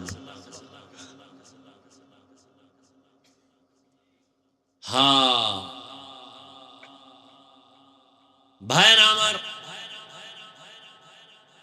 এই শ্রেষ্ঠ মজলিস পুরা চারপার্শ্ব থেকে নূরের ফেরেশতারা হাতে হাত লাগাইয়া আরশে আজিম পর্যন্ত তারা সিরিয়ালে দাঁড়ানো। এখান থেকে যদি কেউ মোনাজাত দিয়া তওবা করে বিদায় হয়, রহমতের নবী বলতেন মায়ের গর্ভের বাচ্চা যেমন দুনিয়াতে নিষ্পাপ ভূমিষ্ঠ হয়, কোরআনের বাগান থেকে একজন মানুষ ওই রকমই নিষ্পাপ বাড়িতে ফিরে যায়। সোহবতে সালেহ তোরা সালেহ কুনাত, সোহবতে তালে তোরা তালে কুনাত। আল্লাহর রাসূল বলেন, যারা কোরআন শিখে, যারা শিখায় তারা দামি। শুধু তাই না, একজন আলেম কোরআনের হাফেজ এই মাদ্রাসায় পড়ে 5 ওয়াক্ত নামাজ বা জামাত আদায় করেন, কিন্তু গরীব, শীতের পোশাক কেনার টাকা নাই, বাবা খানার টাকা দিতে পারে না, এই ছেলেটা কোরআন পড়ে আর একজনে খানা দেয়, আছে না? মশারি কিনে দেয়, কিতাব কিনে দেয়, জামা কিনে দেয়। কত টাকাওয়ালা আছে বলে একজন এতিম সন্তানকে আমি আলেম বানানোর খরচটা মাসে মাসে দিব, দাও মাদ্রাসায় পড়াও। ওই কোরআনের হাফেজটা আলেম হইয়া আল্লাহর থেকে যে পুরস্কার পাবে, ওরে টাকা দিয়া খানা দিয়া সহযোগিতা করে যে আলেম বানানোর পেছনে সহযোগিতা করলো, ওই একজন সহযোগী খানা খাওয়ানেওয়ালা হাসরের ময়দানে ওই হাফেজে কোরআনের সমপরিমাণ পুরস্কার পেয়ে জান্নাতে যাবে। হাদিসে পাকে আর এক ঘটনা আছে, হাসরের ময়দানে আল্লাহ পাকের আদালতে একজন আর ফয়সালা হবে, জাহান্নামে যাও, কোনো আমল নাই। ফেরেশতা এর হাতে হ্যান্ডকাপ লাগায় দেও, এর আমল নাই, কোন নেক আমল, জাহান্নামে পাঠায় দাও। ফেরেশতারা যখন হাতে হ্যান্ডকাপ লাগাইয়া জাহান্নামের দিকে যাবে, এই আসামি বারবার পেছনে ফিরে তাকাবে। আল্লাহ বলবেন, ফেরেশতারা দাঁড়াও, এই বান্দাটা বারবার পেছনে তাকায় কেন? ফেরেশতারা বলেন, আল্লাহ আপনি জানেন, আমরা জানি না। আল্লাহ বলবেন, আমি অবশ্যই জানি। ওই বান্দা বারবার পেছনে তাকাইয়া অপেক্ষায় আছে, আমি রবের একটু দয়া তার উপরে হয়নি, ও চায় আমি একটু দয়া করিনি। আচ্ছা দাঁড়াও তো, দেখি তো কোনো দয়া করার লাইন আছে। নবীজি বলেন, আল্লাহ বলবেন, ফেরেশতাদের আমল নামাটা একটু তল্লাশি করো, দেখো কোনদিন কোরআন শিখছেনি। আমল নামা তল্লাশি দিয়ে দেখবে কোনদিন কোরআন হাতেও নেয় নাই। না, আল্লাহ নেয় নাই, কোরআনের সাথে সম্পর্ক নাই। আচ্ছা দেখো তো, কোরআন ওয়ালা যারা, তাদের সাথে একটু সম্পর্ক আসেনি দেখো, এমন একজনের সাথে মহব্বত আছে কিনা যে আলেম। ফেরেশতারা আমল নামা তল্লাশি করে দেখবে, এমন কোন পরিচয় নাই, জীবনে আলেমের সাথে মুসাফাও করে নাই। আল্লাহ কইবে, এবার শেষবারে একটা ঝাড়া দাও। কি বলবে? দেখো এই বান্দার সাথে এমন কোন বন্ধু আছে নি যে বন্ধুর সাথে আলেমের মহব্বত আছে? ফেরেশতারা তল্লাশি দিয়ে দেখবে, হ্যাঁ এই বান্দার একজন বন্ধু আছে, ওই বন্ধুর সাথে আলেমের সম্পর্ক।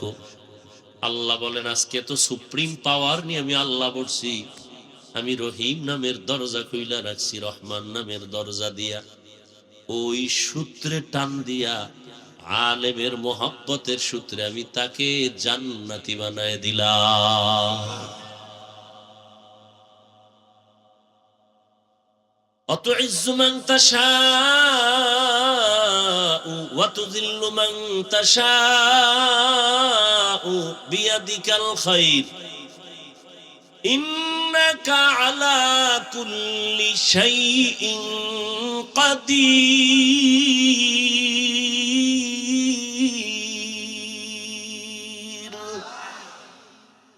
সব ক্ষমতার মালিক, কাদের কুদরত দারি বর কামাল, আনতা রব্বি আনতা হাসবি জুল জালাল, তুহি কাদের জলিলুল্লাহ জাহাদার, বহর হালে তুহি মেরা নেগাহদার। কষ্ট হইতেছে না?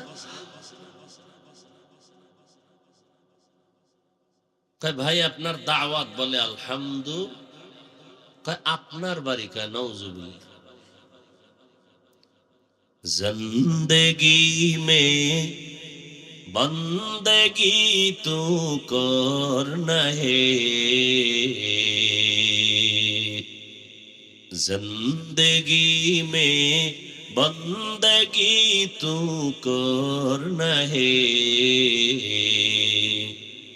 जिंदगी बे बंदगी शर्मिंदा है, जिंदगी बे बंदगी शर्मिंदा है। दुनिया में हो दुनिया का तलबगार न हो,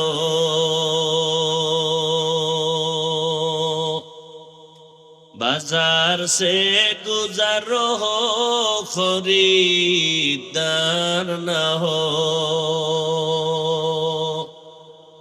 ये दुनिया एक मिसल कागज फूल है, ये दुनिया एक मिसल कागज फूल है। जिंदगी में बंदगी तू करना है, जिंदगी में बंदगी शर्मिंदा है, जिंदगी में बंदगी शर्मिंदा है। जिंदगी में बंदगी कुन बंदगी, बंदगी में जिंदगी शर्मिंदगी।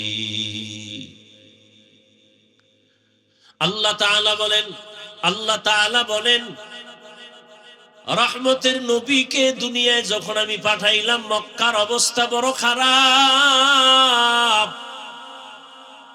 এতটা করুণ ওই মক্কার মানুষের চরিত্র এত খারাপ, কন্যা সন্তান পছন্দ করে না। কন্যা হলে বাবা পাগল। কত বাবা আপন কন্যাটার গলা টিপে দুনিয়াতে পাথর চাপা দিয়া মেরে ফেলেছে, অথচ তাকায় দেখছি যার ঘরে ছেলে আছে মেয়ে আছে খবর নিয়ে দেখেন একটা ছেলের অন্তরে যেই পরিমাণ বাবার প্রতি মায়া ভালোবাসা, এর থেকে শতগুণ মায়া একটা মেয়ের অন্তরের ভেতরে চলে। মা বাবা অসুস্থ হয়ে গেলে ছেলে বলে সুস্থ হয়ে যাবে, আর মেয়েটা যদি শ্বশুর বাড়ি থাকে পাগলের মতো কান্না করে আমার আব্বার কি হালাত,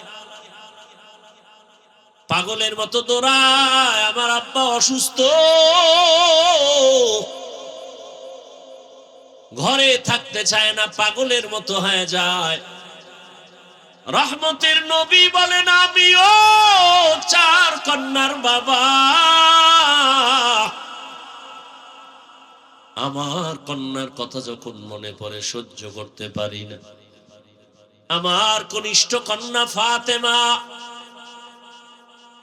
নবী কোথাও যদি যাইতেন সর্বশেষ ফাতেমার থেকে বিদায় নিয়ে যাইতেন, আবার দাওয়াতের কাজ শেষ করে যখন রহমতের নবী বাসায় ঢুকতেন সবার আগে ফাতেমার ঘর দিয়া তারপরে নবী বাসায় যেতেন। একদিন নবী আসছে, তার নাতি হাসান হুসাইনের খবর নেই, ফাতেমার খবর নেই। আজ নবী ঘরের দরজায় সালাম দিছে, আসসালামু আলাইকুম ইয়া আহলাল বাইত। ঘরের থেকে কোনো আওয়াজ নাই, নীরব নিস্তব্ধ। ও পর্দার আড়ালের মা বোনেরা ভালো করে শুনেন,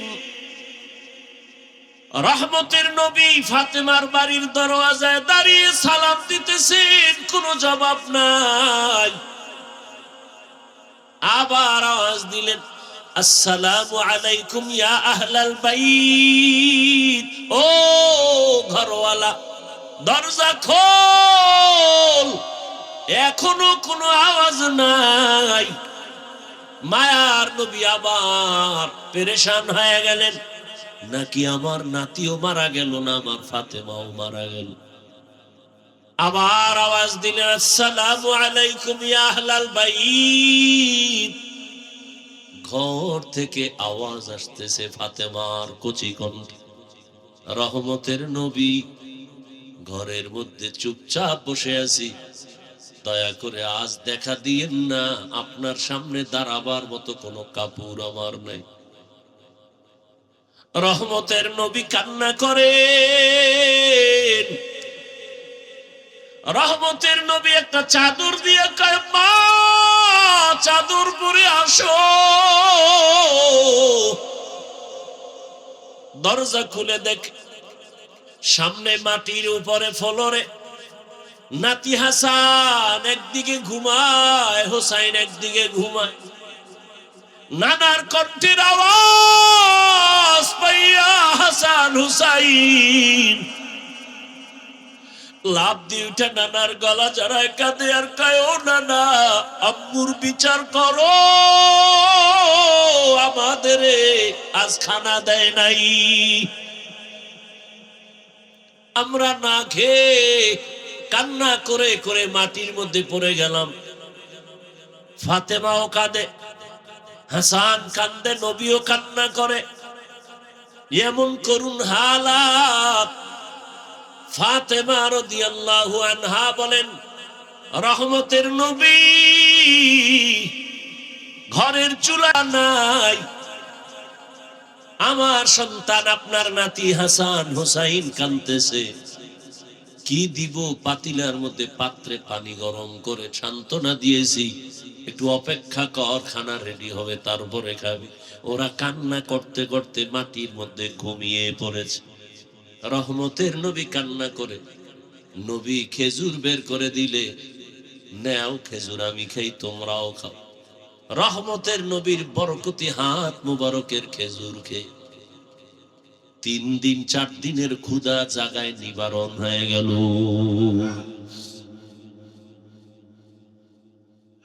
আল্লাহ তাআলা বলেন, রহমতের নবী আসছেন মক্কা নগরীতে। মক্কার মানুষগুলো এখনো তাদের ওই চরিত্রের কোনো ভালো দিক এখনো আসে নাই।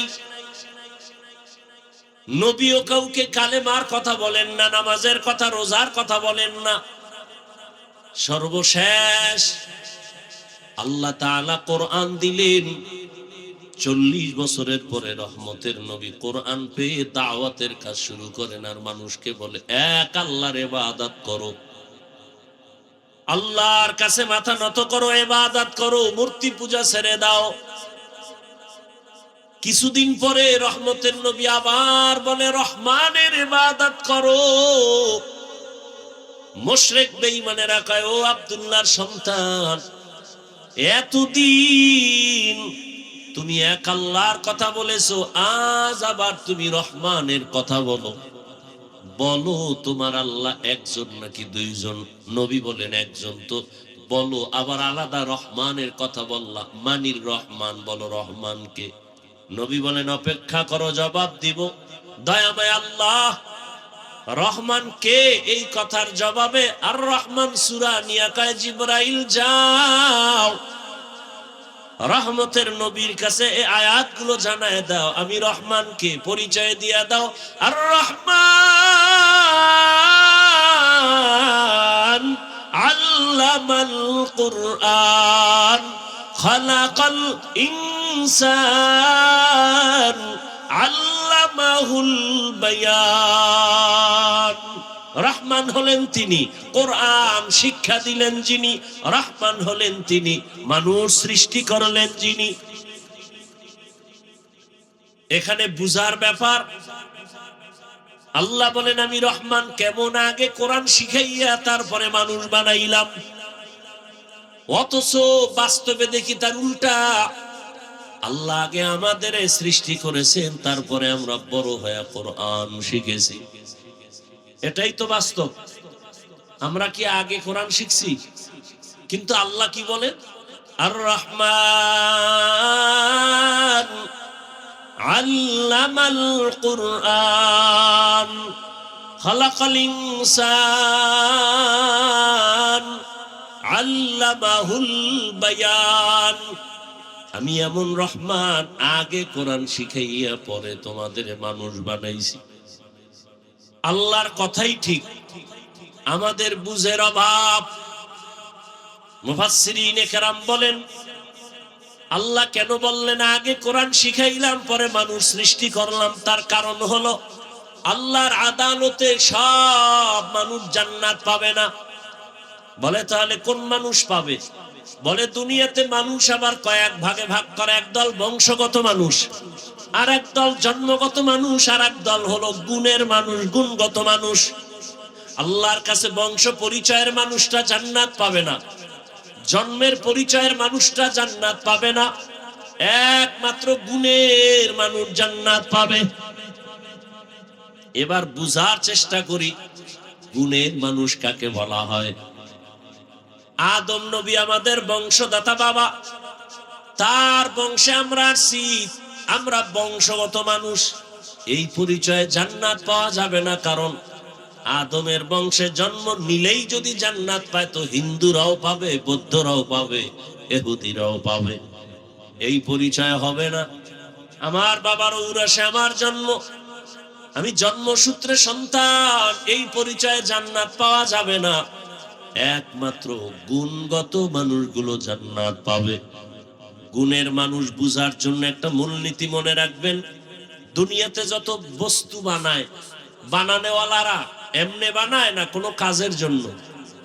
যেমন আমি মাউথ নিয়ে কথা বলি, মেশিনে টাইনা হরেন থেকে কথাটা অনেক দূরে ভাষায় দিতেছে।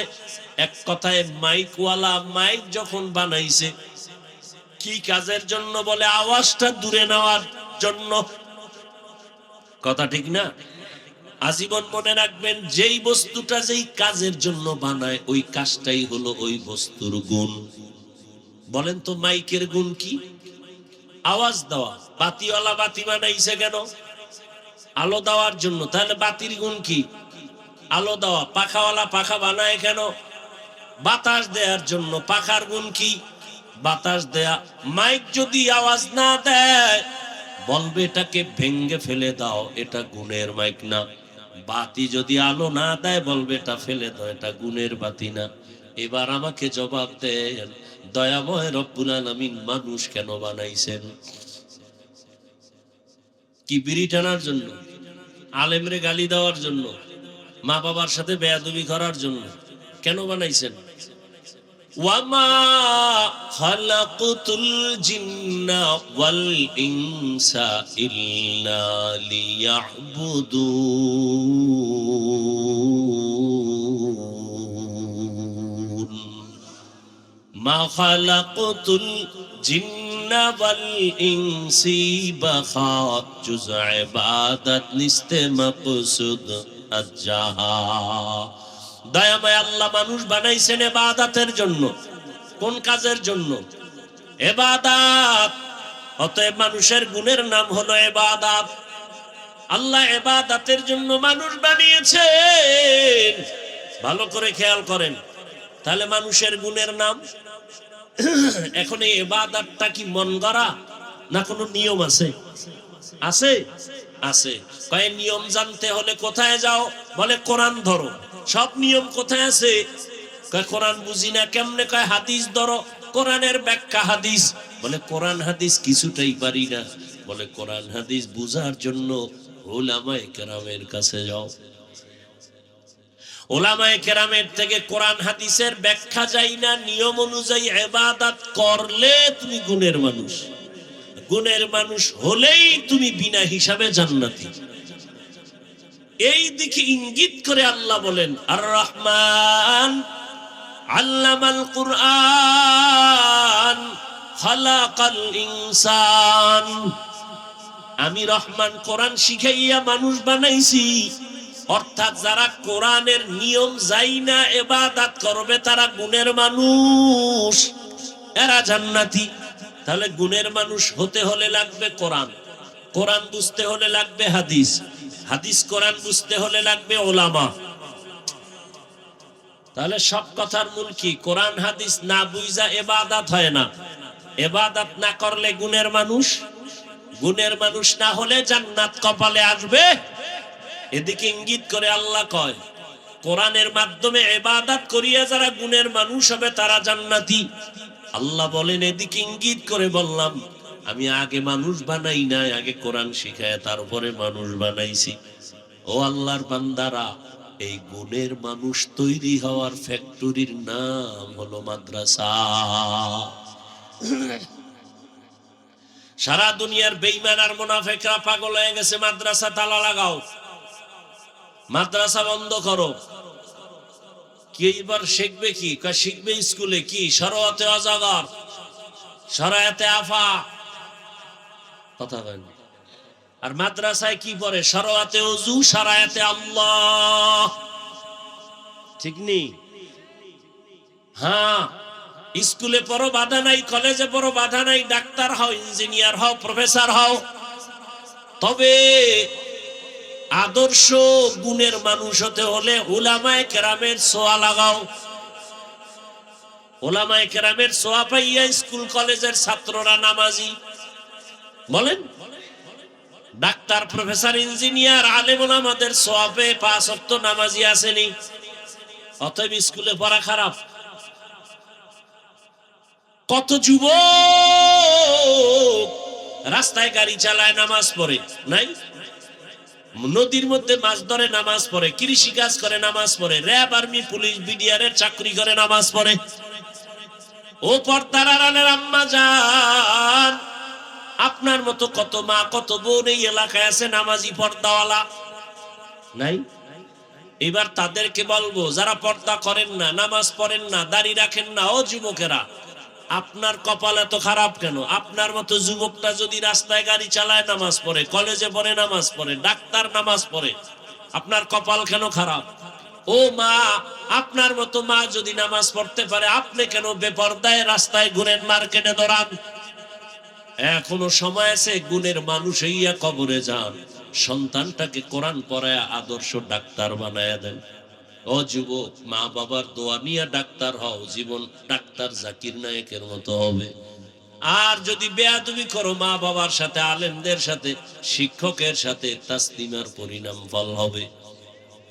এখনো সময় আছে, তওবা করো, মনে মনে আল্লাহকে বলো, আর নামাজ ছাড়বা না, দাড়ি কাটবা না, বেপরদায় চলবা না, মা বাবার দোয়া, শিক্ষকের দোয়া, উলামায়ে কেরামের দোয়া নিয়ে চলবা, নবীর আদর্শ মেনে চলবা। মা বোনেরাও তওবা করেন, আর বেপরদায় চলবেন না। সন্তানটাকে কোরআনওয়ালা বানাবেন, ডাক্তার, ইঞ্জিনিয়ার বানাবেন, পর্দা করবেন, স্বামীর মাল হেফাজত করবেন। মুরব্বীরাও তওবা করেন, আর নামাজ ছাড়বেন না, বেপরদায় চলবেন না। সন্তানটাকে আদর্শ ইঞ্জিনিয়ার, প্রফেসর, ডাক্তার বানাবেন। তওবা করার মতো যদি অন্তর থাকে, মুনাফিকি না থাকে, খাঁটি তওবার নিয়তে দুটো হাত আল্লাহকে দেখায় দেই। আয় আল্লাহ, হাতগুলো কবুল করে নেন, তওবা কবুল করে নেন, তওবার উপরে মজবুত হয়ে চলার তৌফিক দান করেন, আমিন। আলহামদুলিল্লাহি রাব্বিল আলামিন, والصلاة والسلام على سيد الأنبياء والمرسلين وعلى آله وأصحابه أجمعين يا أرحم الراحمين يا أرحم الراحمين يا أرحم الراحمين رب ارحمهما كما ربياني صغيرا اللهم إنك عفو كريم تحب العفو فاعف عنا اللهم إنا نسألك رضاك والجنة ونعوذ بك من سخطك والنار اللهم إنا نعوذ بك من البرص والجنون والجذام وسيء الأسقام রব্বুল আলামিন, মেহেরবানি করে আপনি আমাদেরকে মাফ করে দেন, ওলামায়ে কেরামদের কবুল করে নেন, মুরব্বী, হাজী সাহেব, ব্যবসায়ী, চাকরিজীবীদের কবুল করে নেন, যুবক ছাত্রদের কবুল করে নেন, পর্দার আড়ালের মা বোনদের কবুল করে নেন, মাদ্রাসা কবুল করে নেন, এলাকাবাসীকে কবুল করে নেন। আয় আল্লাহ, গুনাহমুক্ত তওবাওয়ালা জীবন দান করেন। আয় আল্লাহ, আয়োজনকারী, সহযোগিতাকারী, দান সদকাকারীদের কবুল করে নেন। এলাকার ঘরে ঘরে শান্তি দান করেন। আমার কলিজার যুবকদের 5 ওয়াক্ত নামাজি, কোরআন পড়নেওয়ালা বানায় দেন। মোবাইলের গুনাহ থেকে আমাদের হেফাজত করেন। লেখাপড়া যারা